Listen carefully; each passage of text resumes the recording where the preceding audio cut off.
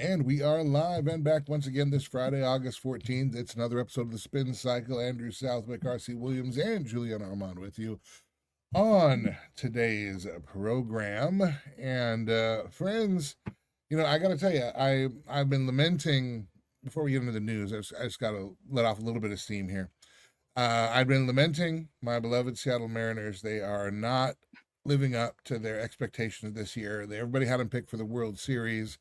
It doesn't look like it. But last night in the Bronx, we finally own the Yankees, and I know I mentioned it on when we were off air doing the Sunday show. But man, a satisfying 1-0 victory over the Bronx Bombers. Man alive!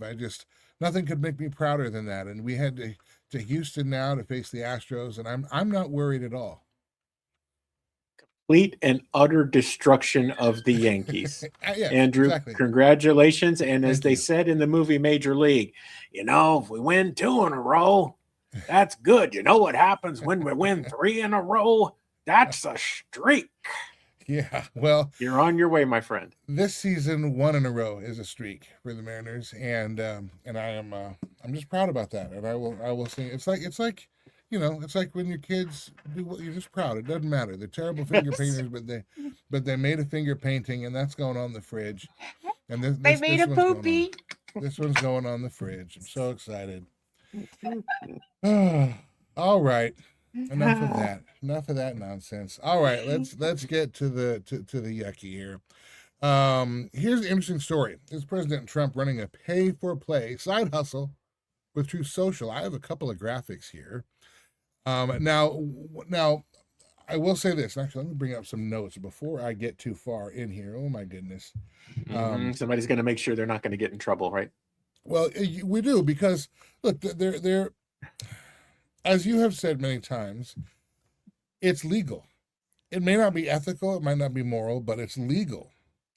I think we're capitalists here. We have no problem with True Social if they're going to sell an API, but the problem becomes when the commodity being monetized may effectively be information that is generated by the president.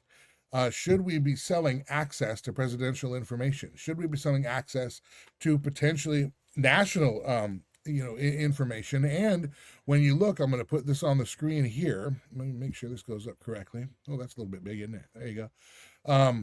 Here's some Trump True Social posts and stock market moves. Now, this is not saying that there is a direct causation between the two, but what is set up here is President Trump has a $60,000 to $100,000 a month membership, and those who pay that money get his social posts a little bit early. Okay. And let me bring up a second graphic here. I'll show you what that is. Here you can see the breakdown there. What are some constitutional concerns? What are some conservative concerns? But this really is a commercially sold speed advantage to potentially market-moving presidential information. And that's where the problem is. Not only is it a conflict of interest in a variety of ways, or at least potentially, but again, are people getting information a little bit ahead of time? And as you know, in the stock market world, a millisecond matters. In just enough time that they can perhaps make a stock market wager, place some stock market, make buy or sell, because they know what the market's going to do. Let me put this other graphic back up on the screen here. And here you can see a breakdown and even a timeline of some of these moves. Let me bring back up to, where am I looking for here? There's actually a lawsuit filed on August 12th. The Intercept and Freedom of the Press Foundation sued President Trump and members of his White House staff and entities in federal court. The plaintiffs allege violations of the First and Fifth Amendments, arguing that official presidential information cannot constitutionally be distributed preferentially according to who pays the president's privately held company. Now, these are allegations, of course. No court has yet ruled that Truth API is unconstitutional, corrupt, or that there is any insider trading or is otherwise illegal. Here again. And I want to make sure that is an explicit distinction right here on the air. Trump media disputes the accusation. Its CEO says that licensed real-time APIs for publicly available data are an ordinary commercial practice, and they argue that customers merely receive already public posts slightly faster. Now, the issue becomes a little bit more complicated because Trump retains a very large economic interest in Trump media. Reuters reports that his interest is at approximately 41.3% of the company. The lawsuit puts it at 41.43%, held through the Donald J. Trump Revocable Trust, of which Trump is the beneficiary. So this isn't analogous to Trump choosing to post first on X and then Facebook or another unrelated platform. The arguments the critics are making is basically this. The president produces information through exercise of his public office, publishes that information through a company in which he has massive financial interest, and then that company sells faster access to that information to sophisticated investors. And that's what makes it weird. Wow.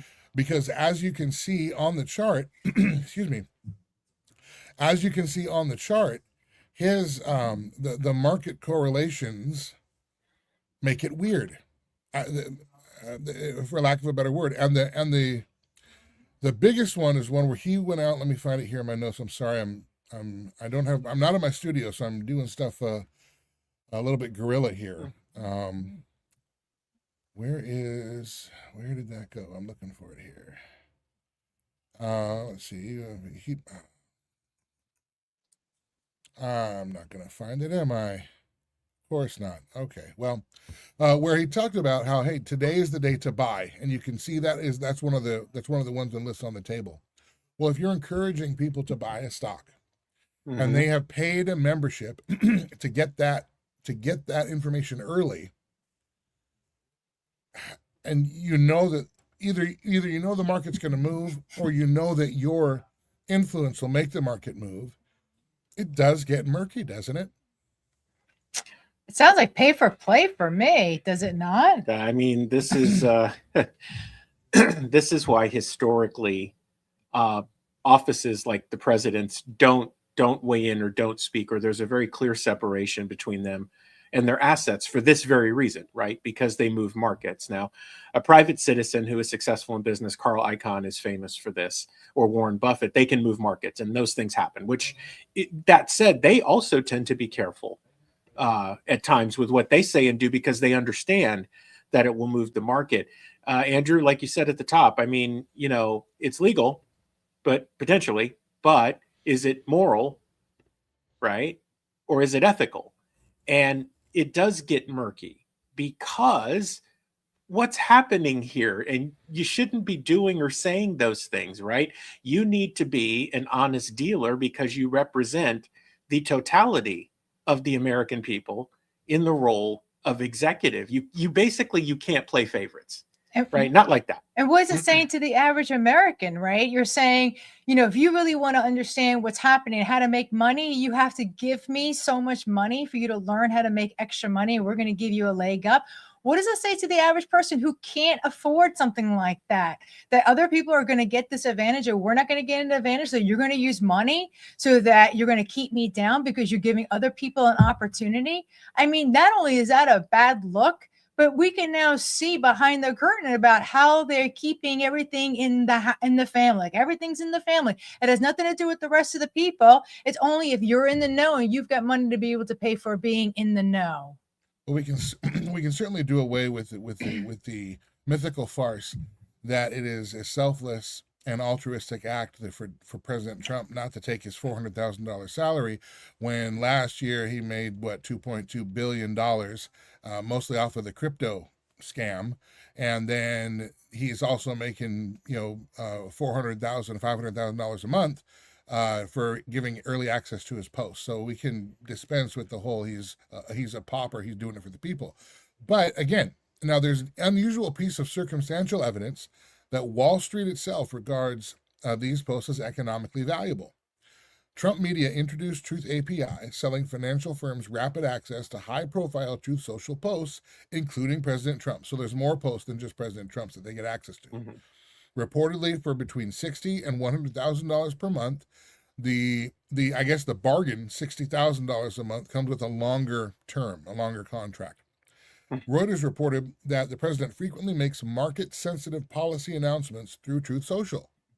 And the arrangement is now the subject of litigation and scrutiny, which I explained before. Now, this doesn't prove manipulation, but it demonstrates something I think economically important, that professional traders apparently believe that receiving Trump's posts even marginally faster than everyone else has monetary value. Because again, the people who would spend $100,000 a month or $60,000 a month, they're not donating to a charity other than the Right. charity of Donald J. Trump. They're doing that to make some money. So there's, and again, we're not going to have I don't think we'll ever know the connection, but one of the concerns that I have here is the precedent that we continue to set, giving more and more power, more and more opportunity, more and more wiggle room and cover to the executive branch for that position and that executive branch to get away with whatever they want and to do whatever they want and to move unilaterally without Congress whenever and however they want. To, whether it's from imposing tariffs, whether it's to getting us into wars, or whether it's to selling information that may or may not be inside, that may or may not manipulate the market, that may or may not, may or may not, right? And again, and all the pardons. And we know also from reports out of DC that one of the reasons why President Trump honored former President Biden's pardon, particularly on Fauci and others, is because there are pardons that President Trump wants the next Democrat administration to honor that he's going to do. They're actually preparing some pardons right now for him and his family that have to do with finances. They made a deal with the IRS. They won't have to submit their tax returns, things of that nature. But we're seeing now all of this. Hey, you scratch my back, I'll scratch yours. I'll let your guys get away with this. You let my guys get away with that. I'm going to sell this access to information over here. In the meantime, I'm going to go and do this thing overseas because I'm bored or whatever it is. And, it just seems the precedence and then allowing these things to go on without any kind of raising of the eyebrow. And you would wonder where the Republicans are on this, other than I guess they're afraid of Trump because Trump owns the Republicans. But you would wonder, because if President Biden were doing this, and when Hunter Biden was selling access to Joe Biden, they were all over that. And that was a big campaign point, and and the Hunter Biden laptop and all this. And all that was real. That's true. President Biden's absolutely corrupt. But are we not seeing? And the problem is because we don't have all the correlation. We don't have every single bridge connected here. But you can certainly see the correlation between what Trump says and what the market does. And if people are buying access to that, they're not buying access to that because they don't want to make money. I just find the fact that the American people can rise up and yell wrong when the opposite person is in the office of president. And then when our guy does it, it's okay. I don't understand what do you mean it's okay? Or we're going to, take a blind eye to the fact of what we're seeing happening here. Because everything that we're talking about hurts the American people, hurts our economy, hurts what we can do, hurts us being able to, climb the ladder. I mean, talk about, stacking the deck against us, and we the people just fall for it, especially the Republicans. I mean, I just feel that we're so gullible that we sit back and we're like, we're okay with what Trump is doing because it's Trump, but we weren't okay with what Biden was doing. Oh, and we can foresee the future, Trump is going to say it's okay, and we're going to say it's all right for the auto pen for Biden, because when the next Democrats get in, they're going to say it's okay that Trump did the same thing and was protecting the fannies of his own family. Yeah. Andrew, so hard questions to answer, I guess, too, would be, are Poly Market and Kalshi not enough for the inside information that already leaks through DC and his endless prop bets? Trump, in this instance, it feels like he's like, no, I want to control the primary methods of distribution, and I want to create my own version of this for larger numbers, so that we eat at the trough first. Andrew, we talked about this off the air, and I think it bears repeating on the air. When things like this happen, don't think that people who have mastered these things aren't watching. And so, do you get lulled? By this, I mean President Trump and whoever's doing the Truth Social API. getting this information out, do you get lulled into a false sense of security that everything's so good that you can do whatever you want? And you miss the fact that some sophisticated traders who specialize in shorting or betting on something to go down take the information, wait for the right time, and then present massive shorts to the market on critical infrastructure needs, for example, or something else crucial to the US economy, and it tanks a whole bunch of stuff at the same time. Mm-hmm, mm-hmm. And as we wrap this conversation, we'll move to the next story here. But I do want to make distinct some of these claims, because again, I do want to be careful.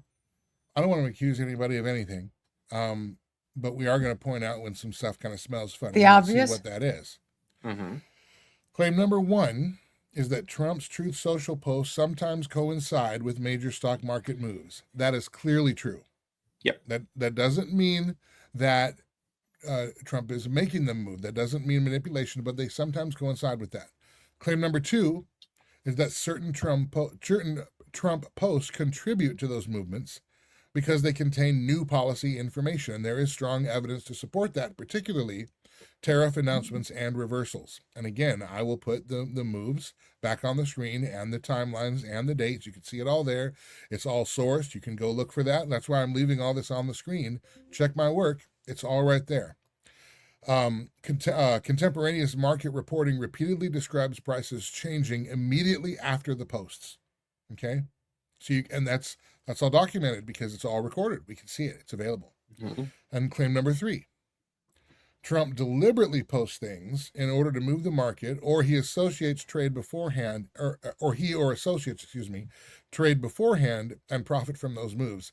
Now that does not follow the available evidence. We don't have evidence for that kind of claim. And I bring that up because some are going to make that claim and some have made that claim. And objectively, that is not something we can support. The April 9th that's on the screen there, a great time to buy episode, that does raise legitimate questions worth investigating, but timing and profitability are not proof of manipulation by themselves. They're not proof of insider trading or intent. But the larger pattern is this: markets appear substantially more sensitive to a Trump post when it conveys an actionable policy and an actionable policy change than when it consists of merely rhetoric. Okay? By 2026, analysts were even reporting that traders had become more desensitized to routine presidential social media commentary and were concentrating more heavily on actual policy implications or policy-related posts. That's what can be done. And once again, President Trump has an API set up that he benefits from to about 43% that costs people anywhere from $60,000 to $100,000 for early access to this information. It's worth investigating. This is all the information that can be proven and the information that isn't proven. We can't draw a conclusion because we don't have every fact yet, but this is enough to keep sniffing around, and we certainly will. All right. Next story, and this one, RC and Juliana, you brought to the table here. I'll put this on the, I got to take this off first. Sorry about that. Here's the next one.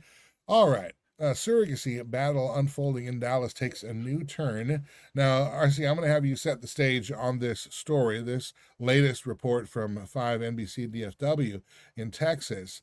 But we, on the Sunday show, which is coming up Sunday, a couple of days from now, and this week, we've talked about the issue, the plague of abortion, and this kind of dovetails into that. I briefly, and if I get this right, and correct me if I'm wrong, but you have a couple in Dallas. They wanted to have a child. They via surrogate. The child was going to be born with a heart defect. Allegations are that the couple wanted the surrogate to abort the child. The surrogate mother did not abort the child, and now there's a custody battle because there's the issue of, if you physically gave birth and physically gestated the child, so are you then the mother? Well, the law actually in Texas already says that the biological parents are, in fact, the couple that allegedly wanted to terminate the child. Right now, the child is in the custody of the biological parents, but the lawsuit and custody battle is ongoing. Take us from there.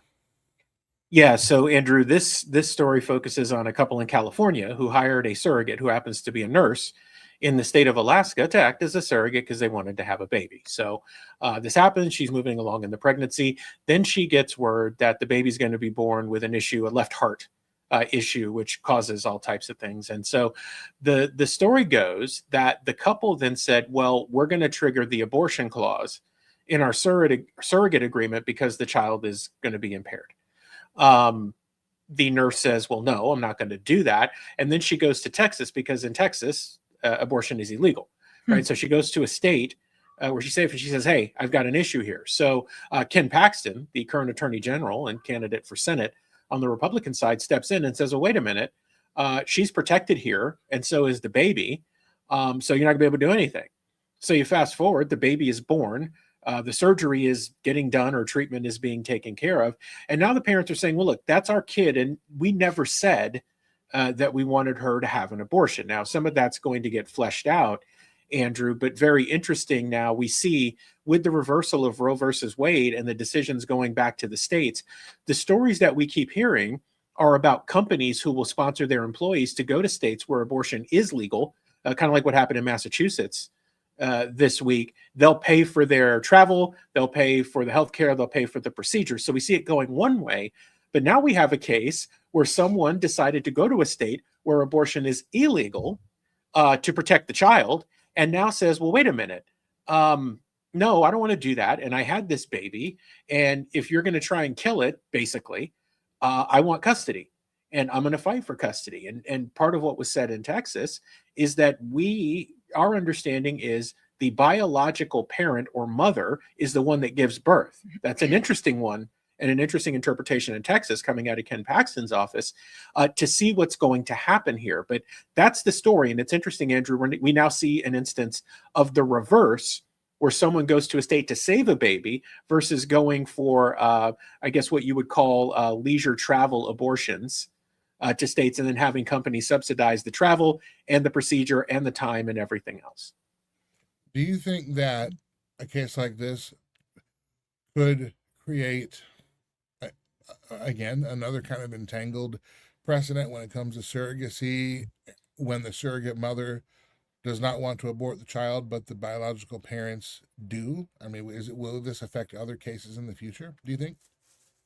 I would assume that it is going to affect other cases. What I would love to see is in 20 years from now, when this child grows up, right, what this child thinks about the fact that his biological parents wanted to abort him, but this woman who was actually carrying him, giving him life, was like, no, I'm going to protect you.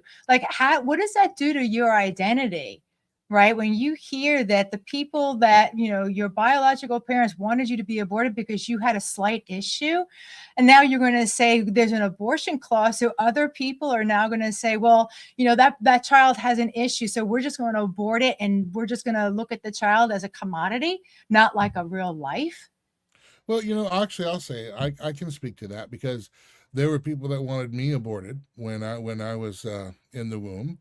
And needless to say, I was a unplanned surprise. We'll put it that way. And people that wanted me aborted, and I think at least in my experience, you don't really look at or I didn't really look at they wanted me aborted or whatever. It's more you have the strength of those who didn't. Obviously, my mom obviously didn't abort me. It's okay. I'm here, and. But then, those that wanted to abort me changed their mind almost immediately once they saw me. And so I think there's an opportunity for redemption, but that redemption is only going to come if we allow life to occur and we don't stop it because we're worried. And I do think, though, one of the evidence of the depravity of man that we have is just, this child is not factory perfect. This child is defective. So let's kill it. The only solution is to kill it. And it is interesting if you look at this, look at the issues that ail the world, or that we say ail the world today, whether it's hunger, whether it's poverty, whether it's climate change, every one of them, what's the problem? Human beings. Every one of them, they'll say there's too many human beings. There's always too much of us and just enough of them, right? But the solution is always we need less people. We need fewer people. The solution, we come up with the solution of death, end it all.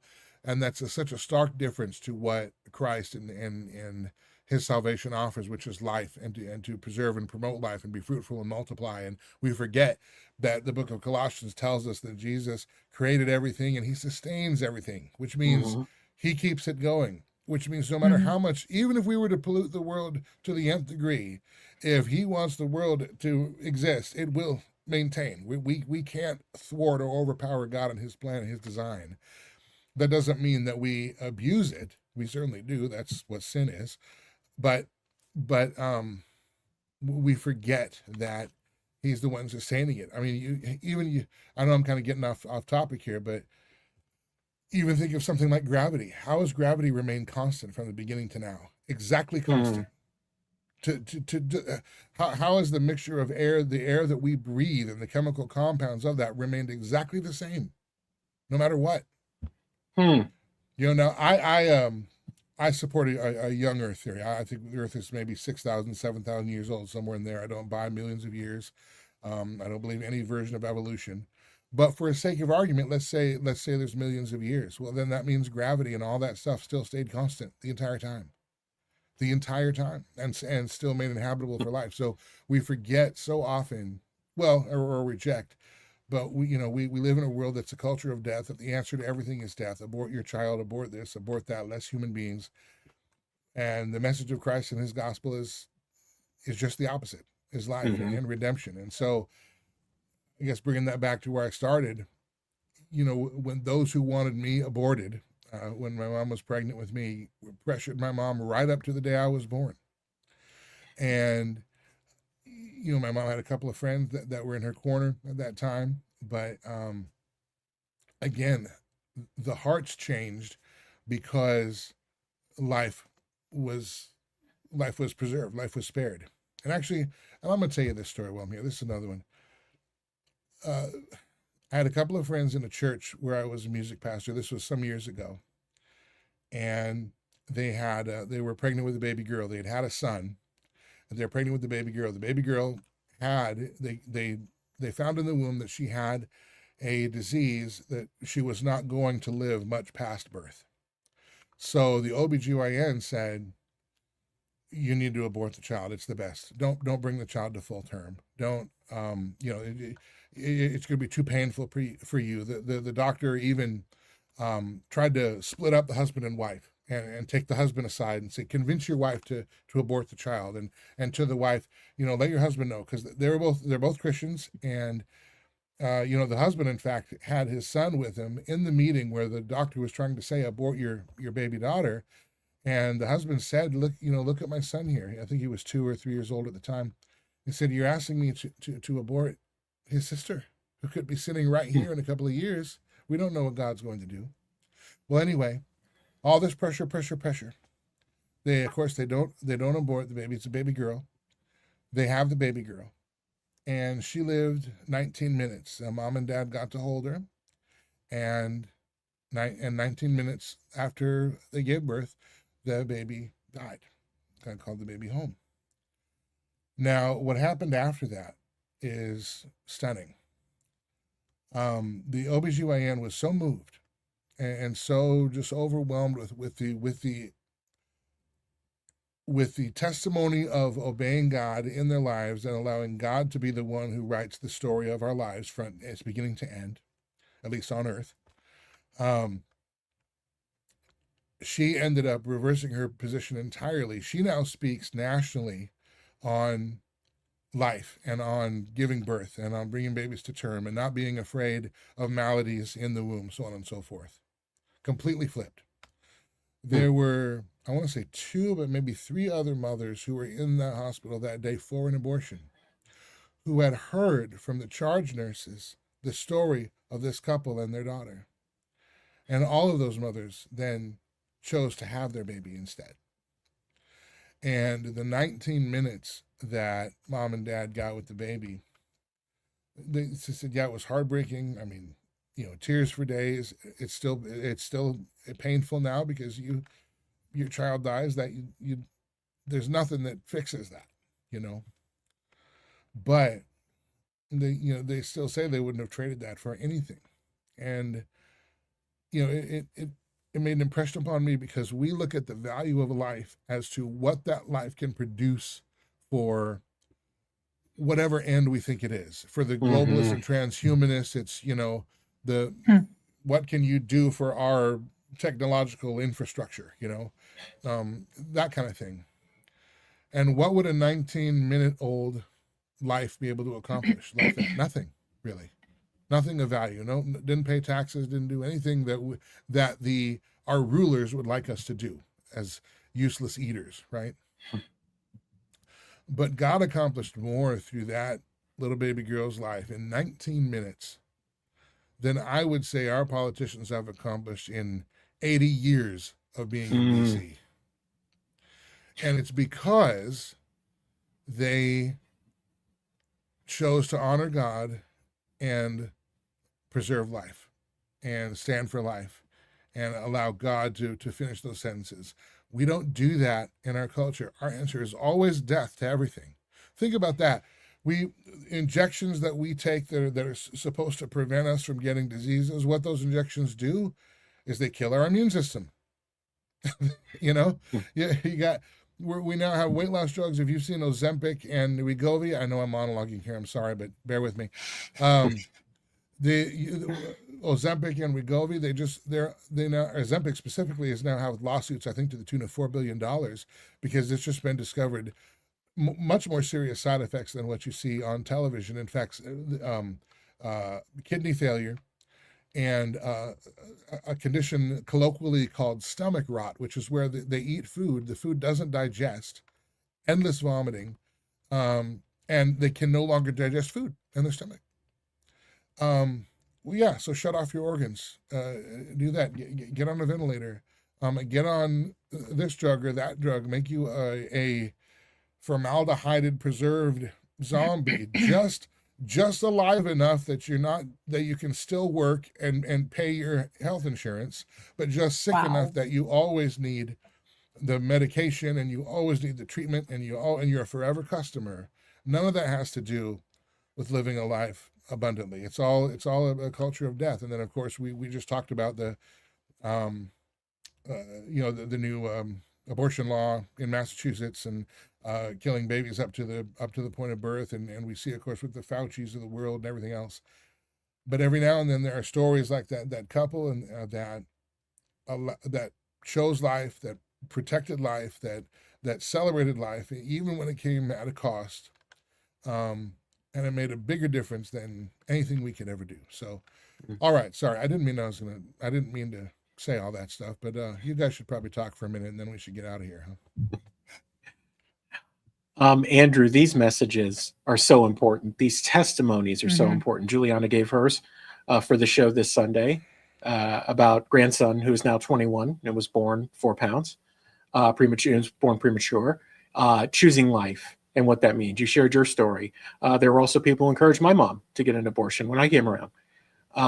And so hearing these stories and hearing these testimonies is so important for people because you never know.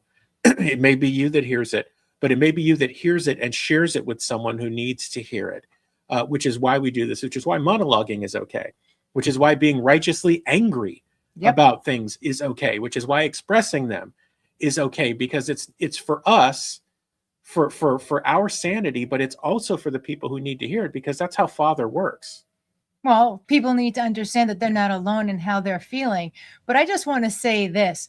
Father has a reason why he brings life. He's not about death. He's about life. And if he's bringing somebody here right through birth, it's because there's a reason for it. So even 19 minutes, she's saved because of that situation, saved 4 other babies from being aborted. The stories that will come from it. I mean, that was significant. Father had a reason for that baby to be born. He doesn't make mistakes. No baby that is in vitro is a mistake. There's a reason why Father is bringing forth that child, because we all have gifts and talents that Father needs us here to do what it is that we're called to do. So he specifically is bringing people to earth to do things. So when we kill that person, we have no idea how we're interrupting God's, plan and what it is that he needs to have done and how that person impacted his future plans. It's not our right to take away that opportunity for that life to do what it was called to do. Yeah, amen. And that's, again, what we want to do on this program is we believe that every life has value, whether you agree That's right. with our worldview or political positions or not, whether you share faith in Jesus or not, you still have value. You were still created by God. That's right. You may not be a child of God, but you were created by God, and so we care for your soul. We care for you. That's why we want to bring you the actual truth. That's why we're willing to talk about the left and the right with equal offense opportunity, right? Mhm. And I see a comment here from Greg. I don't know if it's a bot or not. Greg, if you're real, thanks for checking us out. Talking about, hey, the left, and it's like the left doesn't spin way more than the right. Well, the left does spin, but so does the right. It's Mhm. political. It's all one. They all do it all the time. Anything that's coming out of their mouth, if it's coming from DC, it's spin. What we try to do here is get through that spin, straighten it out, and give you the facts the way they are. And you can do with them what you will. All right, RC, let people know where they can find us. Yeah, so all things Watchman Action you can find at watchmanaction.org. All of our social media is pretty simple, Watchman Action. You can also watch the Spin Cycle weeknights at 9:30 Eastern on the Watchman Action Network. That's channel 40 on Bet Cable in North Dakota, and streaming at watchmanaction.org on YouTube, on Rumble, and all the other cool places. And if you'd like to find Andrew Southwick, you can do so on YouTube at Culture Crossroads 316. You'll find the Spin Cycle, also the Culture Crossroads, and his incredible monologues, which Juliana and I continuously encourage him to do, and you should do the same. Culture Crossroads 316. All right. For RC and Juliana, I am Andrew Southwick. Thank you for being with us, either for a minute or for the whole thing, or if you're watching on demand later on. We'll be back next week. Have a great weekend, and talk to you later.